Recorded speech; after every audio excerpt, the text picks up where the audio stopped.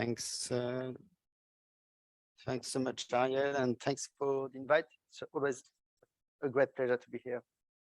Yeah, I don't know if I'm going to help you very much with like the aspect of what can you do, but I do want to give you a little bit of some notion of what are the problems at least, and some of those things there are indeed there are some solutions, not for all of it, and the general problem is actually quite hard, I think, because it is definitely more like a sociological problem than a technical one. So we are accustomed to solve for the technical problems, but not very much for the sociological ones. And I think I'm partly, trying to work in that direction. Yeah.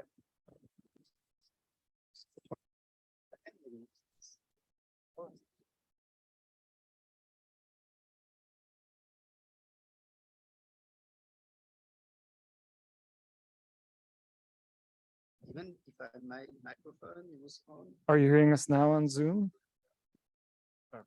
Yes. All right. So yeah. So I was just saying that I don't know how useful that thing will be to help you solve for those problems, but at least you'll be aware of the problems. So I'd like to start with this quote from Popper, and epistemology is actually something that I'm more and more interested into, and it's really like the framework by which we advance science is often by in Popperian terms, it's really like the refutation framework, right? So if you want to actually advance science, you have to refute something, and facts that are not refutable are actually not very useful at all. So that's Popperian framework. It's probably the most widely accepted framework in science.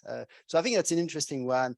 So really what you have to think about is falsifying, right? You have to say, hey, if I want to make some progress and learning, I really want to say that is not a good theory, and I need to change my theory. I need to propose something else, and then someone else would have to say, hey, that new theory is actually wrong in that aspect, and so on.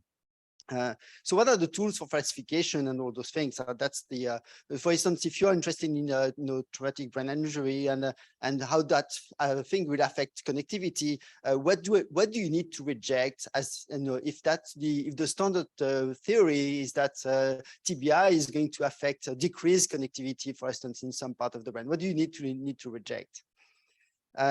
So I'll come back to that question if I have time, but just want to put that as a thinking exercise.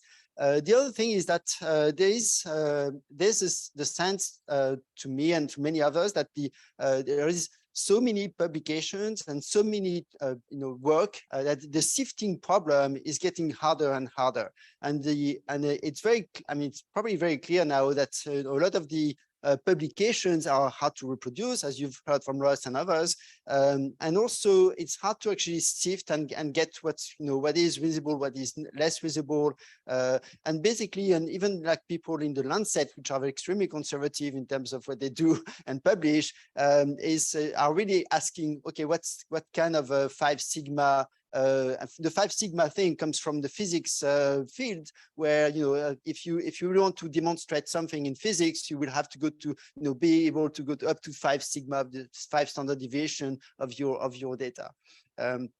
So there's a lot of causes, but I really want to do is like just put in your minds the very basic things, and I'm sorry if that's too basic for many of you. Like just those up, that's okay. You do your email, that's fine. But at least that you have heard, and and put like a bit of a couple of sort of a milestone in your not milestone, kind of a aspect that we should all have know about a bit. So the first one is the p-value and the null hypothesis testing framework. So just coming back to like the general aspect of reproducibility, I just want to say that this p value and the null hypothesis testing framework is really trying to see what would be kind of replicable in some sense, because it's trying to get the sample of your subject or anything that you're doing some statistics with, and then trying to imagine that you are repeating that experiment, and that imagination really is should be placing us in the replicability aspect of that test. So it's extremely dominant, and I mean, I don't think I'm teaching anything here. You're not learning anything.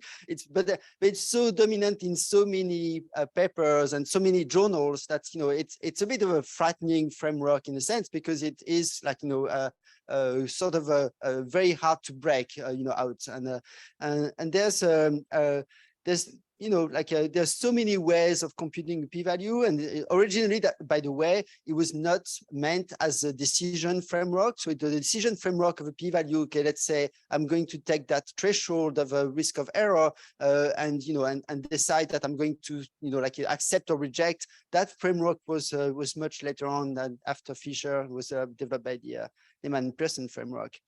So as you know, we're controlling for the type 1 error, which is the false positive, which is the what happens if you have a result, a test that is significant, and say, hey, I've got a higher value than I should have, while the null hypothesis is true.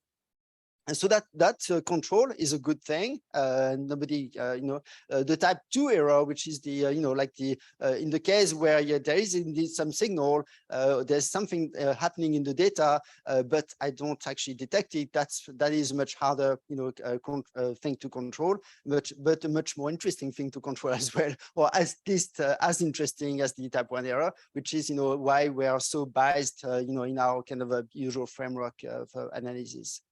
So I want to start with a very quick quiz, just to know, how much of you, I'm sure some of you are, very, knowledgeable. And again, I apologize for the basic aspect. I want to know, this is a test between two drugs, or the efficacy of a drug, and there's the null hypothesis is that there is no effect. Okay, the alternative, of course, is that there is some effect of that drug on the patient trial. And suppose that the study result has a statistical significance of less than 0.05 in favor of of H1 of the alternative. What has been shown? And so you got now 7 possible answer to that question. I want you to take the 15 seconds to read those things, and then I will ask quickly a show of hand of how many people think which one might be correct. Okay, so who thinks that let's say 1 is correct? No one. 2 is correct. No one. 3 is correct. That's maybe a third, maybe half of the people. 4 is correct. Yeah, that's always surprising to me, when 3 shows some people and 4 doesn't. And then both 1 and 2, both H0 is false and H1 is true. No. Both 3 and 4, H0 is probably false and H1 is probably true. Yeah, some people, and then nothing at all. And then maybe a third of the 25%, a fourth of the. Okay, so you are in a much more kind of a elaborate population than the usual, I would say, a medical student or psychology student, because indeed that 7 is the correct answer, because the test that you're doing is actually not telling you something on the hypothesis, it's telling you something on the data. And that switch of, and that mindset is actually hard. It's not it's not natural. It's something that is difficult to kind of grasp and really understand. So that was the percentage of of people in medical school that actually really going to use those tests quite extensively in their medical practice when reading papers and things like that, and showing what kind of a percentage was understanding deeply what that null hypothesis framework is. Again, it's a bit of a I mean, it's not a trick, but it's not. It doesn't mean like in general that's the you would actually favor H1 and for a good reason, but it's not really what the test is telling you. So what is the test? What is a p-value? Well, it's looking at the data, looking at the a statistic of the data. What a statistic is just any function of the data. So just don't be afraid by the word. Is equal or more extreme than the one seen in the data when the null hypothesis is true. So you have to know, the null hypothesis. You have to have the choice of the statistic, knowledge of the null hypothesis, and the concept of repeating the whole study in the same way, with that null hypothesis, and again, drawing again from this distribution. So it's kind of a very constrained, right? It has a lot of constraints that are not always clearly seen. So I just want to put that quote from an eminent person. We are inclined to think that as far as a particular hypothesis is concerned, no test based upon a theory of probability can by itself provide any valuable evidence of the truth or falsehood of a hypothesis. Okay, so you have to remind yourself that again and again when you're looking at the and those are the statisticians that actually did the best framework for the hypothesis testing. It was a better, a more consistent framework than the Fisher one. And that's that. I mean, so basically we are all in a scientific, our scientific field, using that framework, while it is probably absolutely not the best one, and we are kind of stuck in that local minima, and it's very hard to get out of it. So at least at least know that and know what possible things we can do to circumvent a bit that problem. So what's the, I mean, I think everyone knows what the kind of that distribution of p-value. I just want to remind everyone that, while we're always thinking a bit in terms of Gaussian distribution, all those p-values are obviously applicable for any distribution. So if you move to another, very different kind of distribution, which can happen in in many instances, those values and those, those statistical values are completely different, and the interpretation of those things will be very different as well. So, I mean, to some extent will be different. Another thing that I would like to remind everyone is that under the null, p-values are actually uniformly distributed. Okay, that's a very well-known fact in statistics. Maybe not as well known in in the audience, but it's interesting to think about it, because if you look at that fact, actually has helped to design ways of testing within a literature. How do we know that there's those p-values should not be what they look like? So you look at the body of literature, you look at all the p-values in that body of literature, and then you look at what their distribution look like.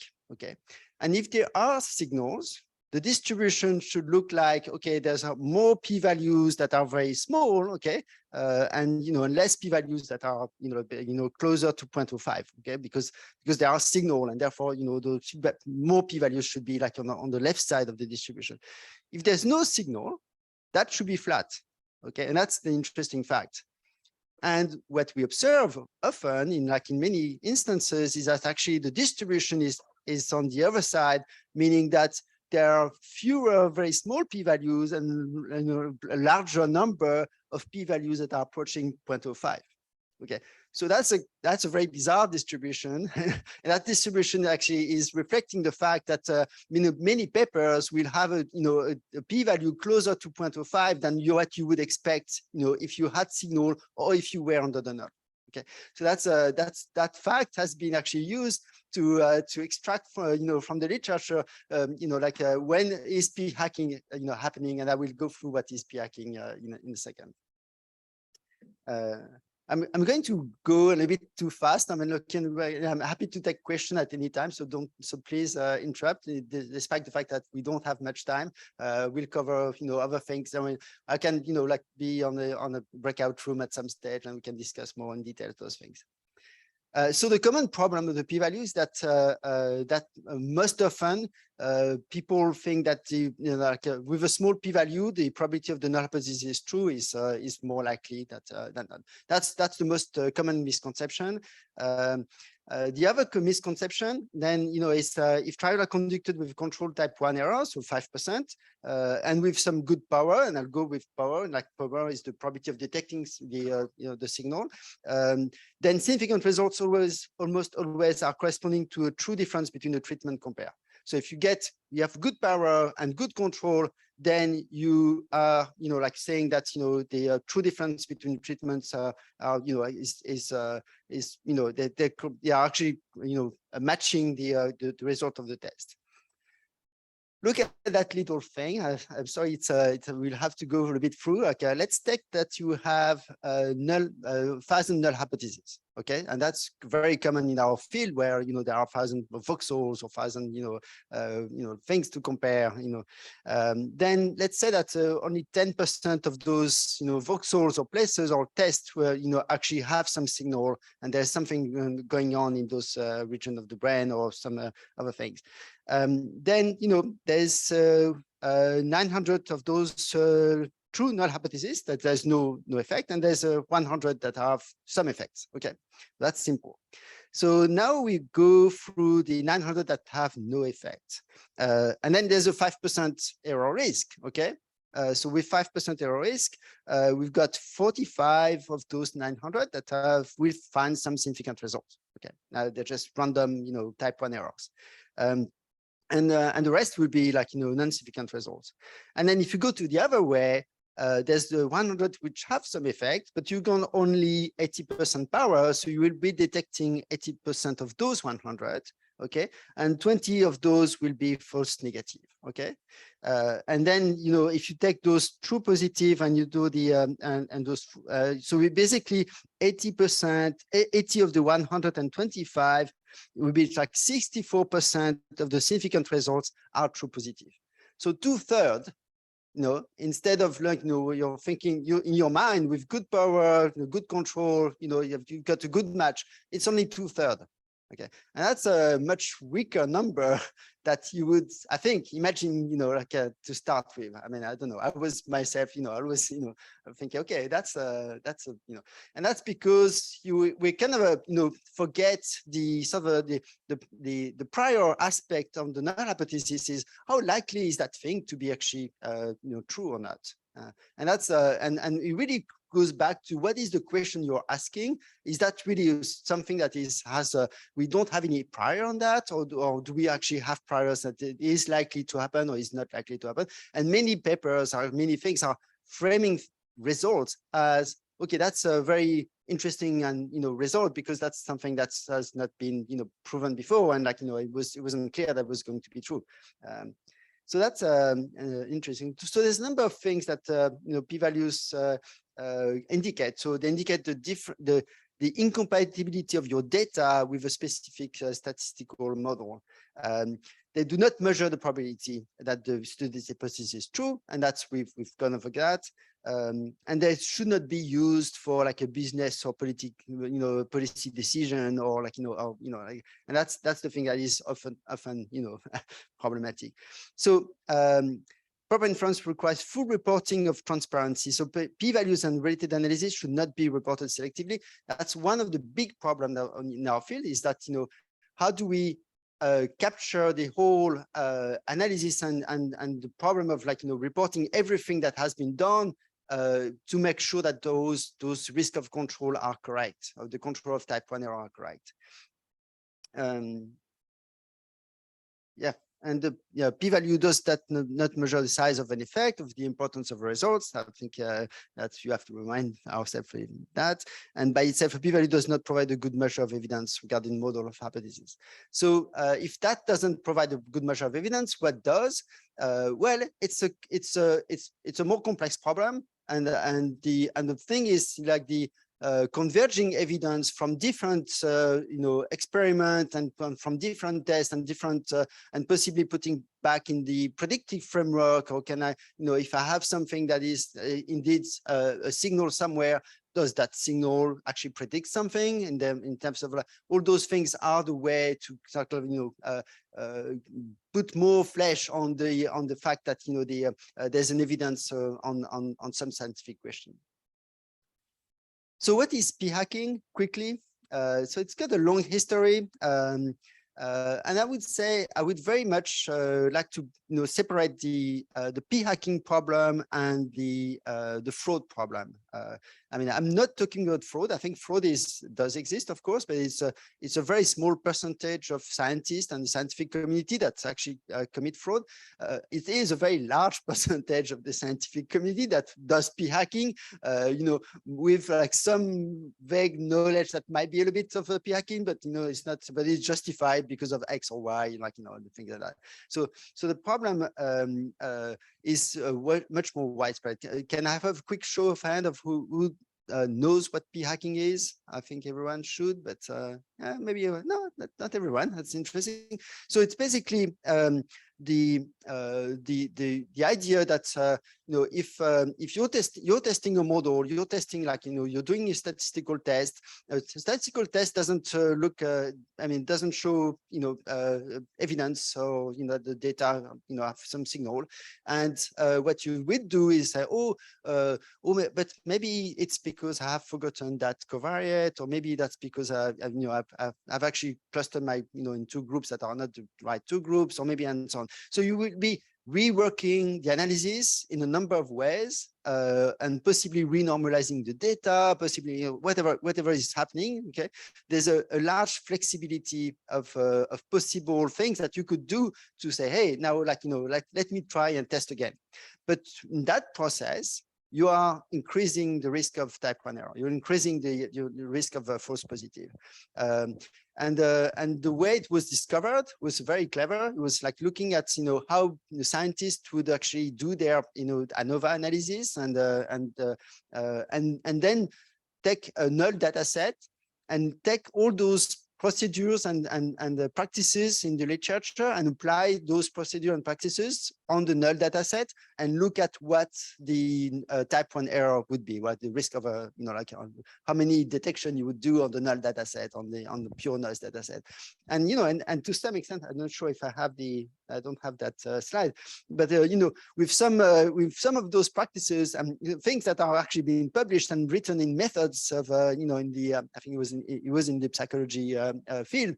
With those practices, you could go up to 60% of false positive rate or something like that. So if your practice is actually increasing 5% to 6-7%, and you're not distorting things, if that goes to 20, 50, 60%, or even worse, you're really not saying anything, but on your actual question. So there is actually a good procedure, and hopefully all of you know it by now, to circumvent the p-hacking problem, and that's the pre-registration, and that's the way of saying, hey, I'm going to, basically say, exactly what I'm going to do on what data, and then I'm going to put that and have that review. If it's a pre-registered report, have that reviewed, and when the reviewers would say, okay, yes, that sounds like a good procedure, a good question, you should go ahead with it. Whatever are the results, you will actually publish those results. I think, and therefore you don't have the need for p-hacking, because otherwise you don't get the paper. If you don't get the paper, your PhD is in trouble, and whatever, all those things, all the environmental constraints and pressure that academic can put on themselves just because of the way the system works. So pre-registration is definitely a very good one, and there's very little sort of problem with it. There's one possible problem is, okay, you can't think of all the things that you will see in the data, and therefore you may have, but it's all, when things are really justifiable, I think those things can go through the peer review process without too much problem. So I think that's there is very little default that, and you can always say, hey, I'm going to test this and this, but I'm also going to have sort of exploratory analysis, and that's okay. You just describe that as an exploratory analysis and not as something that you're testing, a specific hypothesis, right? So it's just like the honesty, I would say, of the process and the description that that pre-registration is really, helping you with. I think that's a super useful one. There's been other proposals, and actually many. There are journals that have been banning p-values, which was interesting. I don't think that's a good idea, but there's a lot of proposal actually to change the risk of error, of type 1 error. It's actually a problem also, as well as a solution. So I might go into that.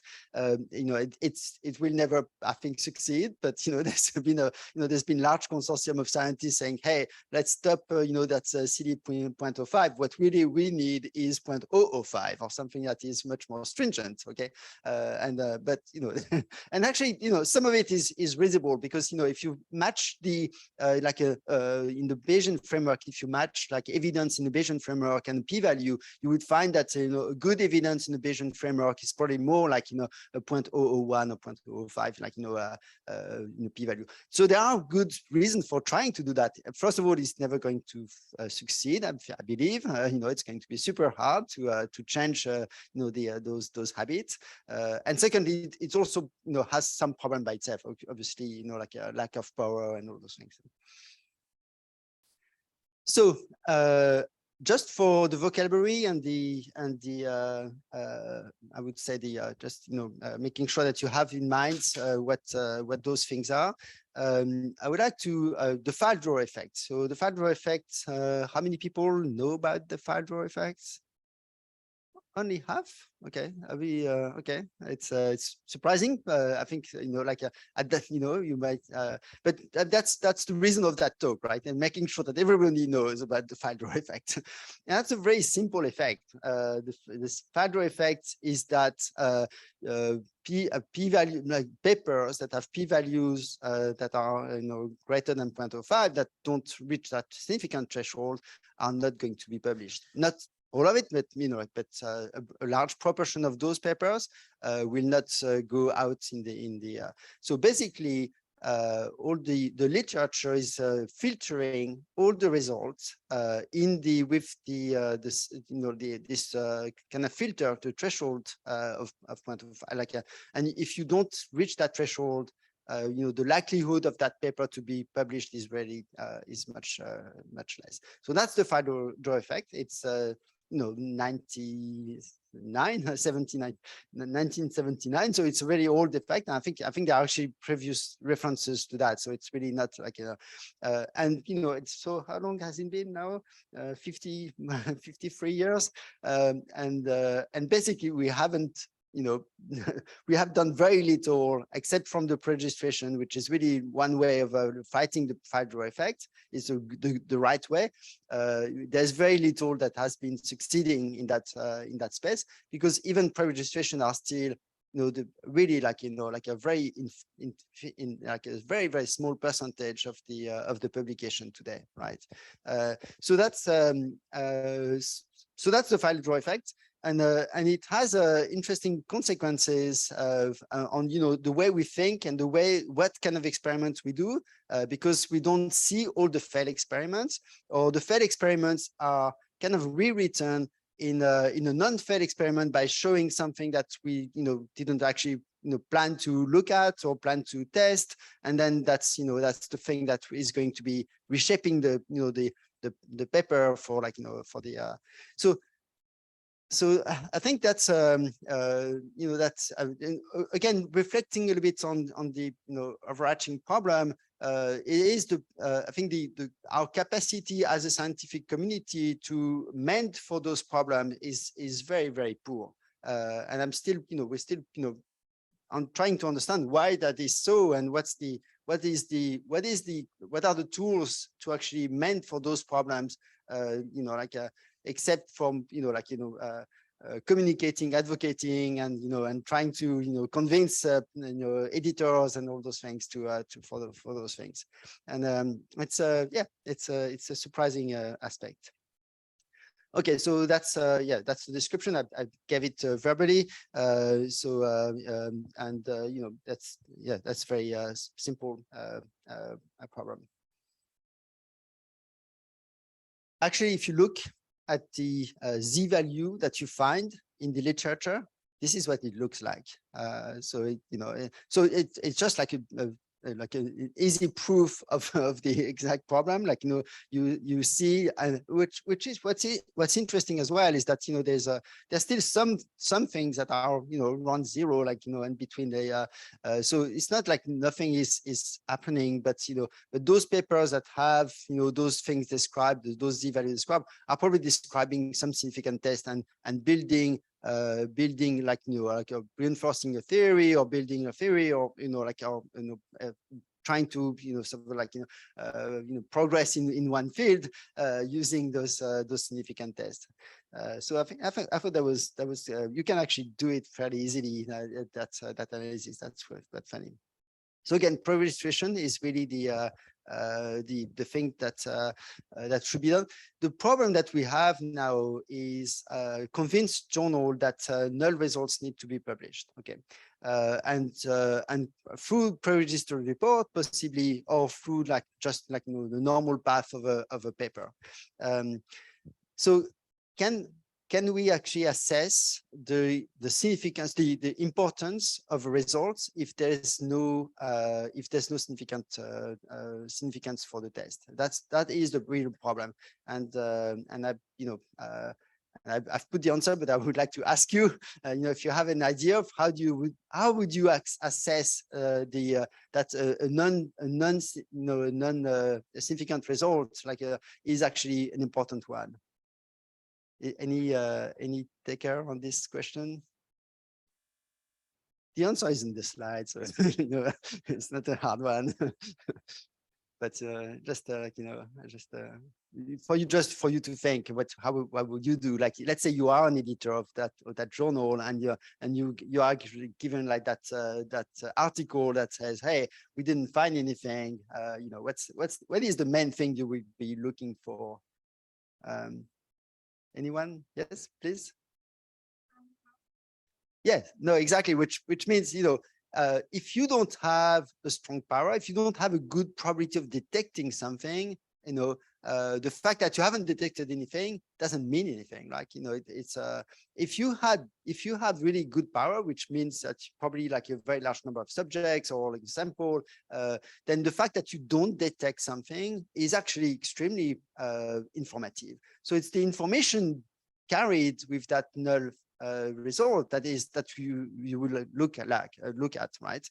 And that really is the problem of power. And as we know, power is something that is really hard to assess, you know, because of the various things.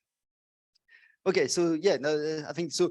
So really, each time that you have in the results, like you look at it through the lens of power. Look at it, you know, does that null result is interesting because, you know, there was sufficient number of sample being used. Yes.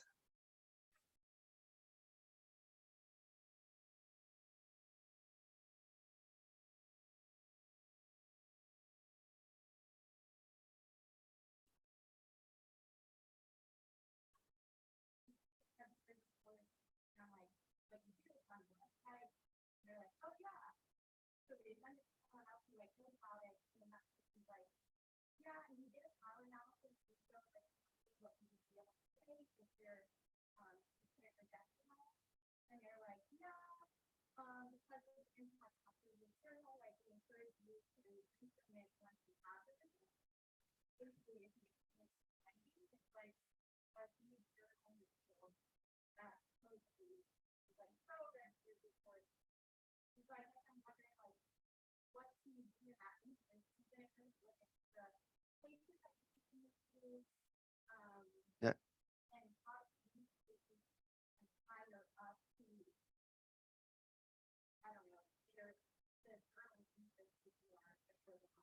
Right. That's a very good question. I'm just going to repeat it a bit for the for people on Zoom. So the question is, I'm actually trying to send a registered report to a high impact factor journal in the field. That first of all, the editors are not fully aware of the procedure, and secondly, when they look at it, they kind of like are reluctant to actually go through it, and basically you're in the position of you're trying to convince editors that registered reports are important. I would say, first of all, it is a communication problem, and so it's not like and those are the more difficult ones, to solve. I would say that there is now a growing body of evidence that we have that sort of problem, right? So a little bit of demonstrating the high impact articles that are actually either showing the problem or proposing solutions or advocating, looking at what, for instance, NIH is telling you about it, looking at, all those kind of like, authorities, as, looking at those editorials in the Lancet, looking at those editorials in and growing the list of things, is really, as you said, it's really a matter of convincing, and growing that list of evidence is what is important at the moment until in almost like Kuhnian framework, there's a change of paradigm in some sense, right? That you think, okay, there's really too many evidence that there is a problem, that we can't do anything about it. So it's an education work almost on the editors and the journals, and with the with that fighting that problem, that innovation is so much valued. That we value so much innovation that they're actually asking you not to do the registered report because of the innovation value aspect. So it is some work. It is not easy, and it takes time to actually gather all those fields of those evidence and those and then present that in a way that is compelling to an editor. Apart from that, there's often the way to do it is convince one person at a time. When one person is convinced, and that person might convince someone else. So we need to scale by showing basically showing the evidence of the problem is also not yet there entirely. There have been many editorials and kind of opinion paper on that problem, but having data that describe the problem is really a hard task, and that's something that I think would be super useful to start to really address, right? And I think there are papers that are getting there, right? I'm sure Russ presented a few of those, but papers that show either the analytical flexibility, which is one of the problem in reproducibility, or show the sample size problems, and still a problem. Those we now have a bunch of high impact factor journal papers on those problems that you can cite, and you're and I guess those editors are only convinced when their peers are starting to get recognize the issue. So no simple solution, no bullet, silver bullet there, but hopefully I'm guessing more work for us to do on this.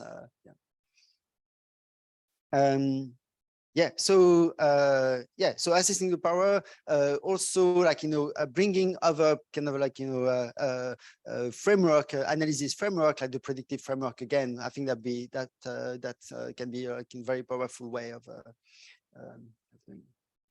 So witness curse. Who knows what witness curse is? 1, 2, 3, 4, 5, 6. Less than the it's actually it's kind of linked to the file drawer effect, if you want.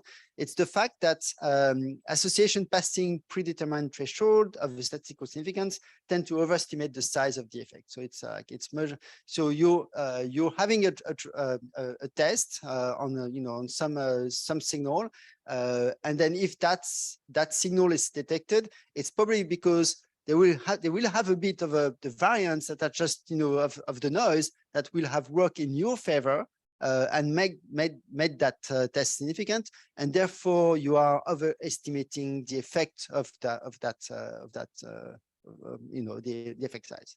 When does it occur? It's particular problem because when the sample size is small, because the variance is high, the sampling variance is high, and also in multiple testing situations where you have you increase the chance of getting something, but also you increase the statistical threshold to kind of correct for the type 1 error across all those tests, right? And that makes the overestimation of the effect size is even worse. Okay, so when we are talking about hey, can we increase the type 1 decrease the type 1 error with lowering the threshold, that would actually inflate that problem.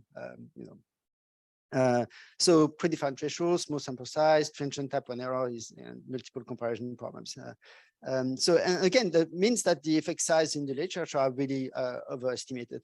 I actually put a bit of what is an effect size later on, so don't worry if you don't see what that means concretely for the. So effect size, yeah, what are effect size? I just wanted to put back, very simple, the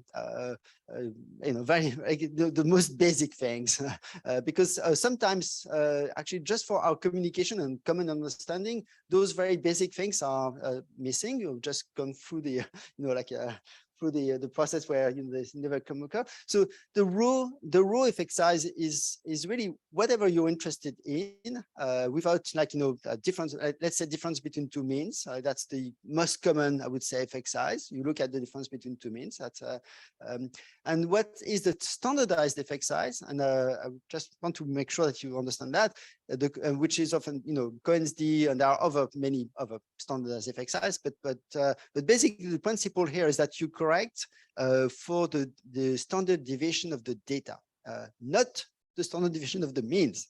And that really is a source of confusion in the literature and in many scientists, that the standardized effect size should not be varying with the sample size, right?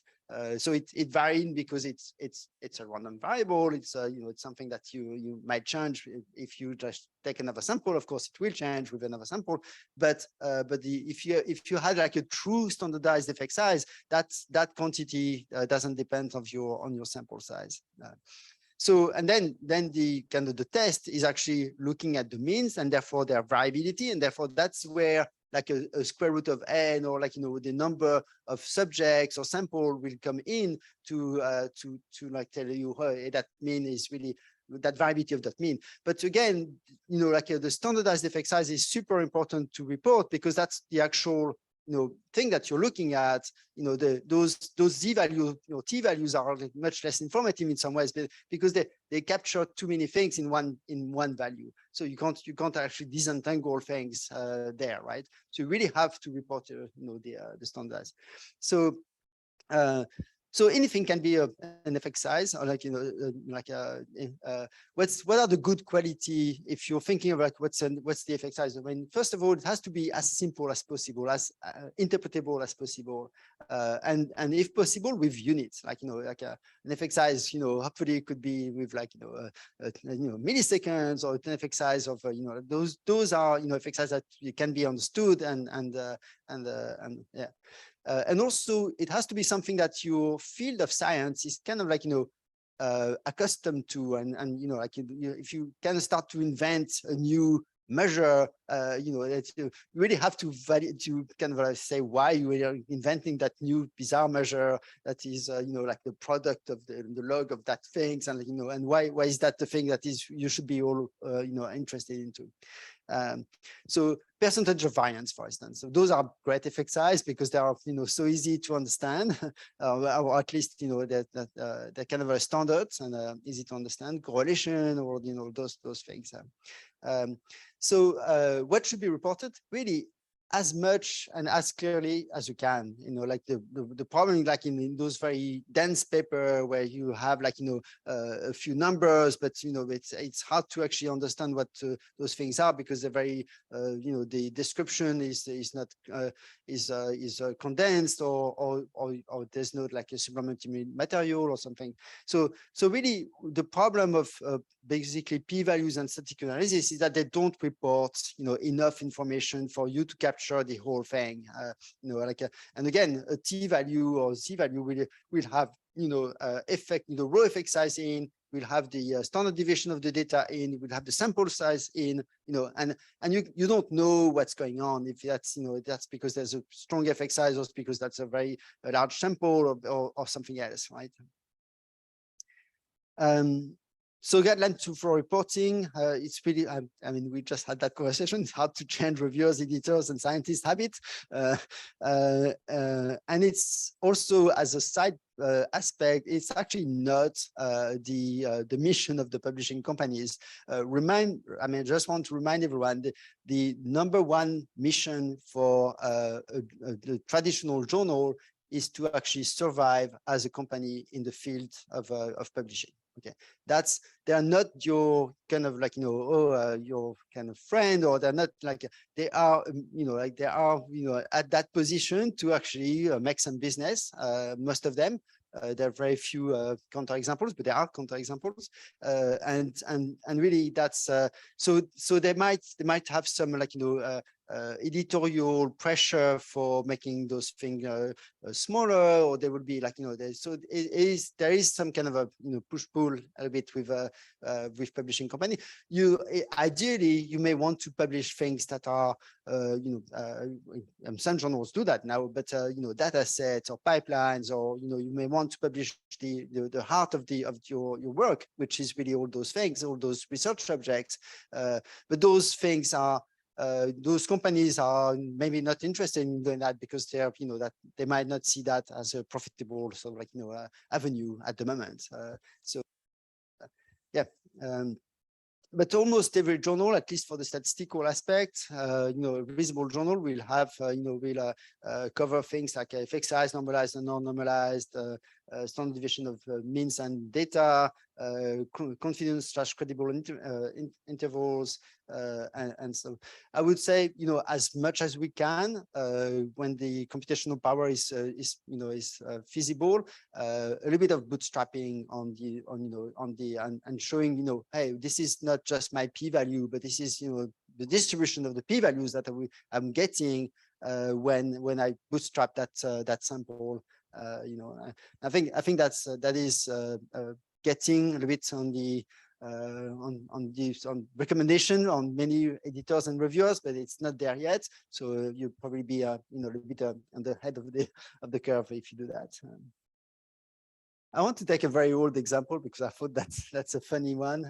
It's one that I studied quite a long time ago. Like, so it's a very classic one of the first paper on imaging genetics. I was it's a bold fearful versus non-fearful face recognition, and the paper was showing that for some of the subjects with some variant of the serotonin transporter, then you would have like a different bold response in the amygdala when you're looking at fearful versus non-fearful faces compared to another group that had that different variant in that serotonin transporter. So such an interesting paper because obviously at the time, so it's like 2002, like 20 years ago, the time the sample size was super small in fMRI, like for like in that, but that's what was beautiful here is that the number of subjects, the author said that they actually replicated the exact same effect on two cohort of 14 patients or 14 subjects. So I was really struck by the strength of that capacity of, okay, they're replicating things, even though those are very small sample size, they're replicating these effects, on those, and the images are, like very convincing. You've got the amygdala lighting up and so on.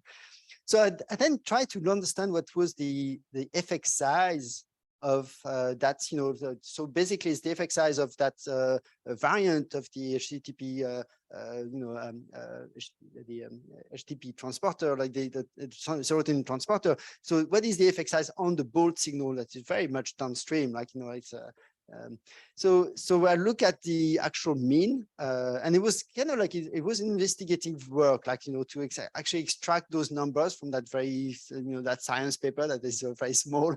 And so I was looking at the mean, and then I was looking at the standard deviation of the mean, which they reported, and then obviously we had also the number of subjects, and so to do the computer of the effect size, I first like extracted the standard deviation of the data through the standard deviation of the mean, okay, and then you can combine those things to get the standard deviation of the data across those two groups, and then you can actually have a Cohen's d value, which was not reported, which like an estimated Cohen's d value for that paper would be a Cohen's d value of 1. Okay, and that is already like, a Cohen's d value of 1. It depends, of course, of the field of science that you are in, but it's, I would say, generally speaking, super high, like a Cohen's d effect size.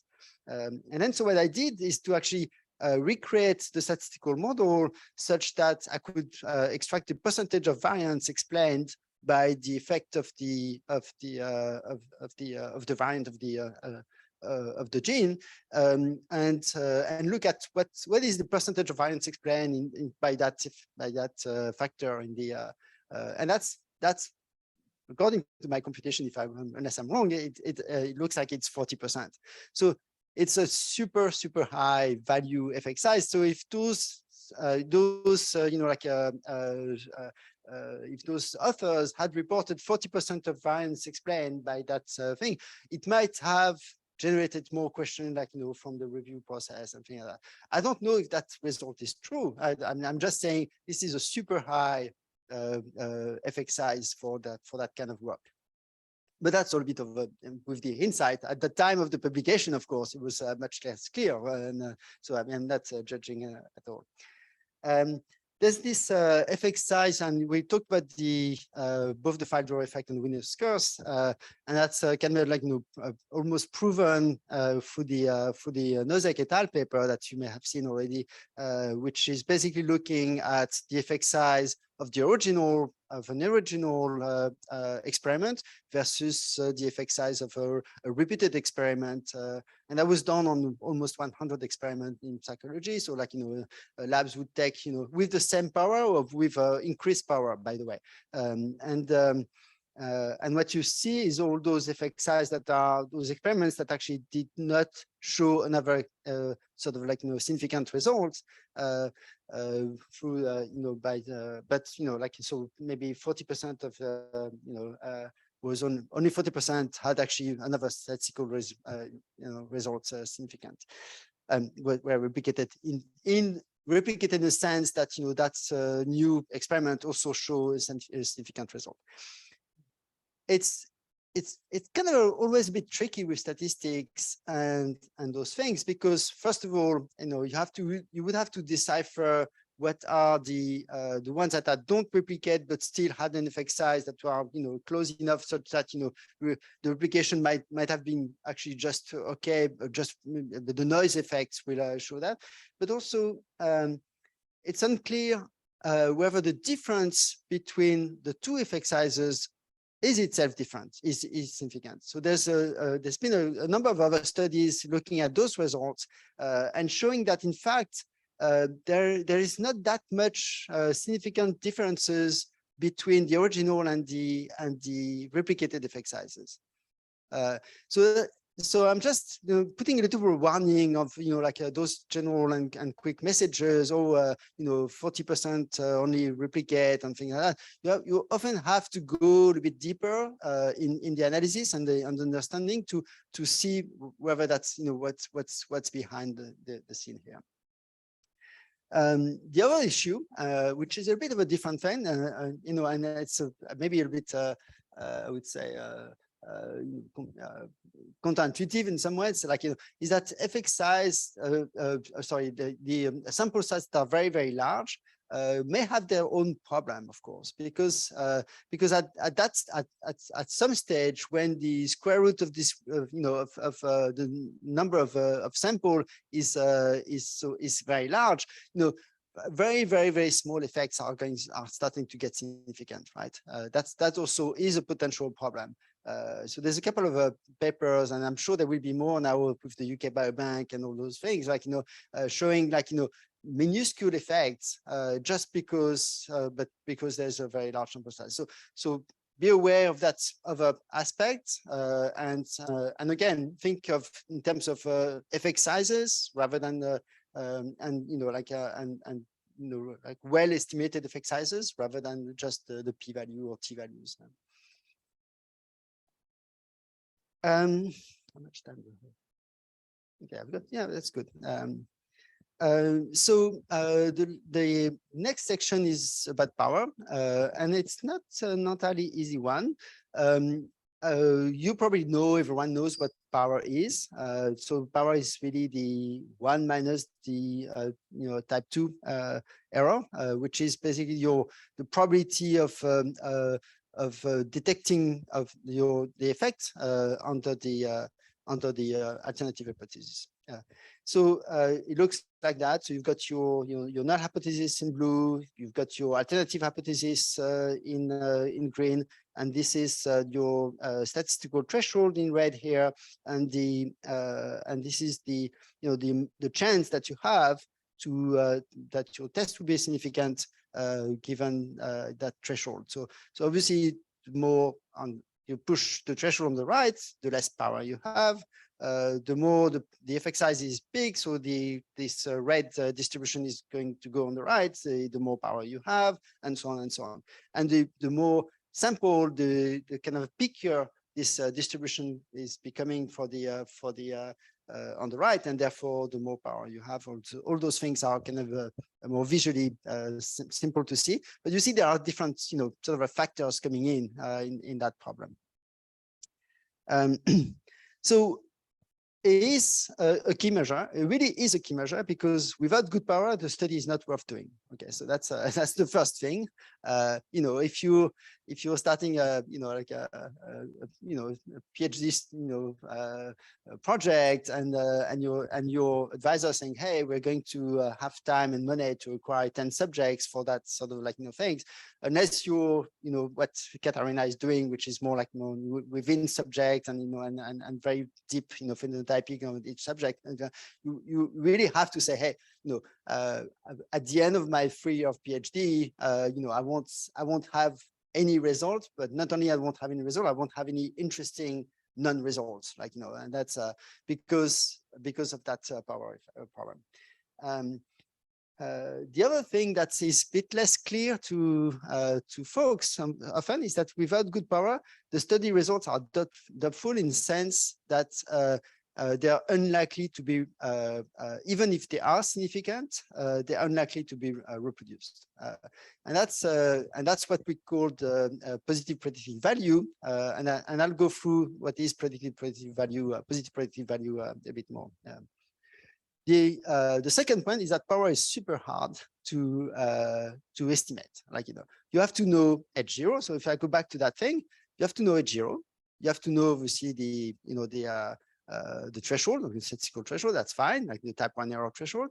You have to know the effect size, and then you have to basically you have to know the distribution of your alternative hypothesis, which is like a effect size plus sample size.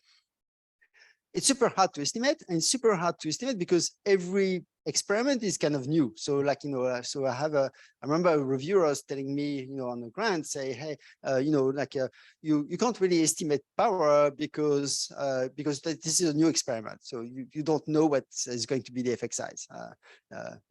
that's a miscomprehension of what we should do in science, but that was the answer.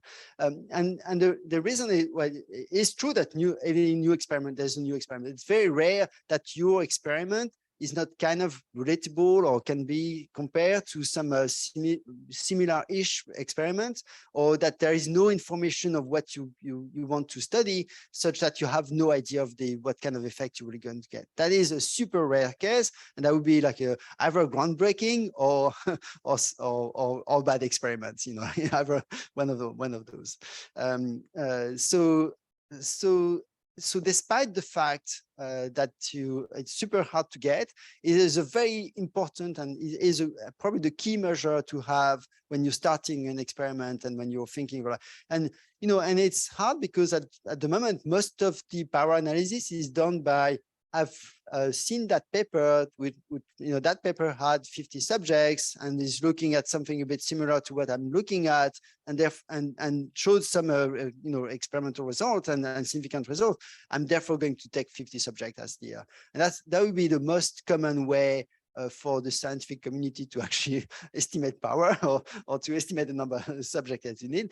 And that is completely forgetting the fact that there is file draw effect and there is Wiener Scales effects, and those things are actually biasing our publication system and what we see. So that's completely so I would say and obviously those things are compounded by the fact that they cost money to acquire subject, to acquire data, and all those things. So so thinking about a place where you can actually have enough power and be a little bit on the safe side of is not an easy task. It's also like sometimes a discussion with the people that have the money and are capable of saying, hey, should we invest that much money in that number of subjects? I want to put that slide, which may be the most important one, although it's a simple one of this talk, and that is the on the y-axis here, you've got the Cohen's d effect size. This is studies looking at the BDNF and the hippocampal volume association. So what depending on what variant of the BDNF gene you have, what is the size of the hippocampus, and what that study shows on the x-axis here is the year of publication, and the size of the cohort is represented by the size of the circle here. Okay, and it's a very classic thing that you see here, is that the early studies have a small sample size. They have effects, effect sizes about everywhere, but because of the file draw effects and because of those and the Wiener curves, like with the we probably will get in the literature quite a few of those. And then, when people are getting interested and are start to replicate on a larger cohort, then the effect size goes down. To a point in that specific example that is really unclear whether there's any effect size at all, right? Or any detectable and, like a visibly interesting effect size. So that figure, you should always think of it at each of your new study thing like that. Really is probably the key figure. It kind of like summarizes both the problems and the process of what we're talking about. Russ must have talked about that, so I will skip that. But basically, this is the the effect size that can be detected with the sample size of so with a sample size of 25 or 28, like we are able to detect roughly an effect size of 1 in the HCP data set. What we saw is effect sizes that are more like 0.3, 0.5 in general. So yeah, so we're still and there's a new like a very interesting paper. I'm sure many of you have seen it. The BWAS paper showing that on the so on very, very large cohorts in the ABCD, UK Biobank, and you see the effect size, the correlation of cognitive ability with some structural, information like a cortical thickness or with psychopathology, the effect size is really very small. It's extremely so correlation of between 0.1, minus 0.1, thing like that. So that those very large cohorts are actually looking at the distribution of those effect sizes, are showing that we are actually looking often at much smaller effect sizes that we think we had in the past. And that's the same kind of again the same sort of information given here is that if you look at the looking at the sample size on the x-axis here, and the variability of the correlation that you find in those associations, you see that there's a very large variability with a small sample size, of course, which means that some of those studies will reach values that will be significant and will be published, even though they're just like randomly and it's very hard. Again, there's a psychological effect that it's extremely hard to think that your result is coming from randomness of the sampling when you spend a lot of time on acquiring and analyzing the data. there's an investment of time and money that makes it super hard to kind of like have the mental capacity to say, hey, that's possibly like a purely random and I should check on another cohort or whatever. It's a bit like in the software engineering or development aspect where if you spend years on the toolbox that's developing some analysis toolbox for something, it's the more you spend time on those things, the harder it's going to be to actually dump that and adopt a new one because you have invested so much of your time in those things. I just want to put that figure and just remind you of this one, right? You see the kind of trend of the and that is a beautiful work by Gael on the if you think that the machine learning framework is going to save you from all those problems because it's you have a test on a train and you can have because of that you won't overfit and so on.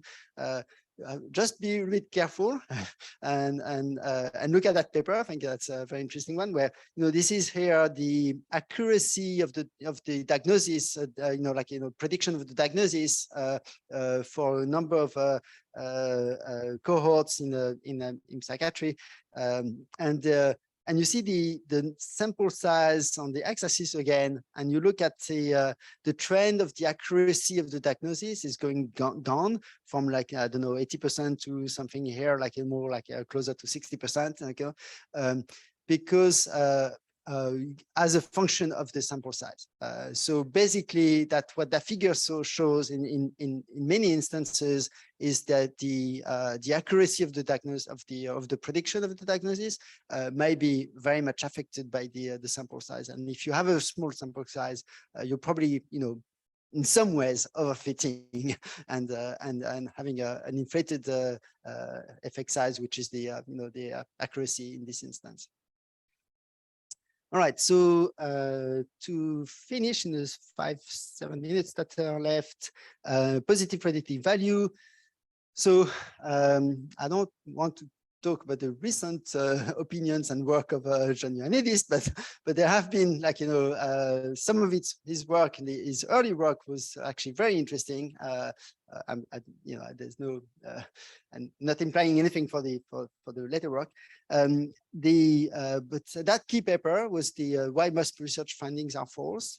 Is really it's a simulation. It hasn't got any data, but it really is the simulation of what's going to happen to the positive predictive value, which is the probability that your test will be significant on a new cohort, given that the hypothesis is true.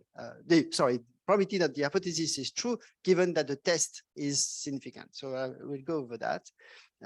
First of all, we'll have to change kind of mental framework, and you know, we have to go through the from the frequentist framework to the Bayesian framework, and I just list here, if you're interested, the different way we can think of a probability, which is always a bit of a tricky question, and just to say that we have to attach on those hypotheses that were used to be, you know, like yes or no, and there's no randomness there.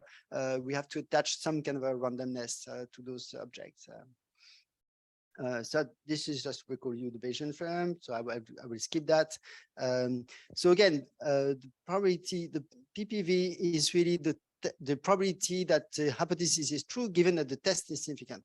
So that probability is going to be, you know, like a small. If that probability is small, it's really not worth doing that. You know, like that study is really is not going to be replicated in some ways, right? So we're not saying something interesting on H1 if that probability is small. So that's why it's a very important one to estimate. I will skip the way you estimate it, but I will just tell you the basically the formulas here. Here, the PPV is actually the power of the studies times something which is called the odds ratio, which is you know, how likely is that H1 hypothesis compared to H0. Okay, so the smaller the less likely is your alternative hypothesis, or the thing that you want to demonstrate, divided by the same thing plus alpha. So it's a very simple formula, and frankly, if you want to, I'll show you how to you know, derive that. It doesn't require much you know, like a mathematics at all. It's very simple. It's kind of complex. It's in the Ioannidis paper, so I've simplified it very much, but you know, you get it very easily. And what the PPV as a function of power is showing you is that, you know, with alpha is equal 0.05, for instance, if you have a power of 0.2, 0.3, which has been, you know, power that has been shown to be in, you know, our field quite often, the probability of H1 being true, given the fact that the test is significant, is half, is 0.5. So meaning that you have, you know, 50% chance that actually H1 is actually true in that respect. But if you do a bit of p-hacking, and if your alpha is not 0.05, but now it's 0.3 or something like even with, like, you know, a good power, like, you know, maybe 0.7, 0.8, you know, that probability is super low. So that is kind of the gist of the Ioannidis initial, like, you know, why most published results are false, is that because of that simple, you know, fact, which is, you know, and you do have to think of what is the odds ratio, and, you know, like, but even in conditions that are kind of seems very visible in many fields, you get a small positive predictive value. Yeah, and, you know, changing the odds ratio and all those things, and there are, like, you know, many papers on that problem, and this one was by you know, Button et al. Is a famous one showing that the power of most neuroscience experiments is very small. I think I will stop here. Let me see if I've got anything that is critical. I mean, this is one beautiful paper by Tal that's showing the importance of a random effect compared to fixed effects. So I will defer that to, I mean, you have the slides on the things. And that's basically it. The only thing I want to go back to is for you to think a little bit of how do we advance science, and what is the epistemological kind of framework in which we are at the moment. The rejection that we do are really often on the rejection of the null. That is probably not the best way of actually advancing science. You know, like in a Popperian framework, you really want, you may want to actually reject the H1 rather than the null, and that's just like for you to think about that, you know, a bit of that problem of you know, and how do we actually make most you know, rapid advance in our specific field. And that, I think that's it. Thank you very much.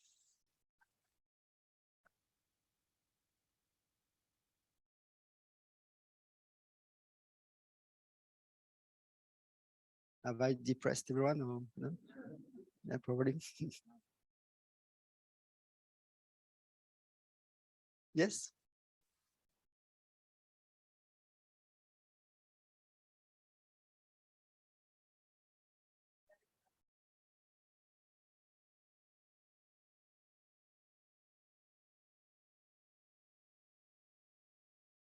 Mm.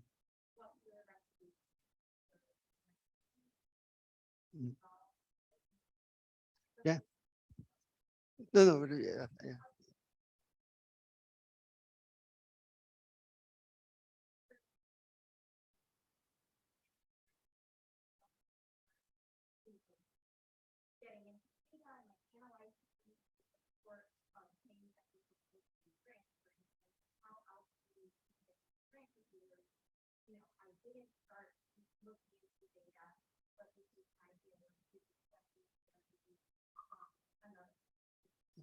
Okay, so maybe two different questions. One is on the for the people on Zoom, and one is on are the differences between subfields of neuroscience in terms of the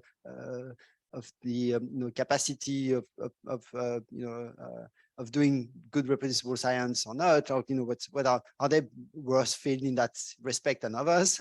And the second question is more on if I have a grant, can I start to look at, how do I convince reviewers that I'm not going to look at the data before and therefore don't be hacked in some ways, for like, so for the first one, yeah, it's a very interesting question. Like, I would say often the early and excitement and the new field, like, imaging genetic was one of them.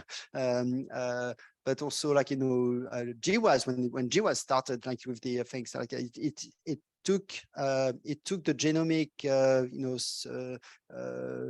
scientific community quite a few years to basically say, hey, be careful, we're actually, detecting a lot of SNPs, and those SNPs are not reproducible. And it took, I don't know, maybe 7-10 years to really do that field to say, hey, we are not going to publish anything that is not replicated on a new cohort, and actually Unidis in his 2005 paper has a nice way of describing the risk factors for field. And it basically says, the more money you have in the field, the more the newer the field is, there's a number of factors, that are possibly impacting the risk of doing irreproducible science, because and often it's because of the excitement and the capacity to change the scientific field, which in some sense it's not a bad thing in itself. It's just like in those sort of fields you have to be twice extra careful basically than in the in more established and more traditional fields where things are a bit less less excitement and more like your groundwork. So yeah, yeah. I don't have more on that topic, but really you should read the 6 factors that are making the field more prone to reproducible science from the 2005 paper. For the second question, I think having preliminary data in a grant is often like almost required. So I would possibly say, instead of saying, we haven't looked at the data that's already required, I would probably say, hey, we're going to have a standpoint where we actually will look at what we have at the moment, and then design a good statistical analysis that doesn't is I mean, often it would mean you have to reacquire more data, but you'll be probably more convincing to reviewers that there is something of interest, despite the fact that you have a small sample and you have to be be careful in the way you phrase that. So I would err on the other way. Or do a registered report and say, hey, this is a grant, but funding that study that we have registered, or, like and please go on OSF and look at, what are, and maybe that's almost like a copy paste of that grant, which I think would be a good idea. Like, I would love all the grants almost, or most of the grants to be registered report. Like, you could, I was my last grant. I was actually wanting to do that. My collaborators were too, too shy a little bit. But I actually wanted to put it on the web and say, hey, this is what we want to do. Yeah. Any other questions on Zoom? Maybe I can't see anything. But,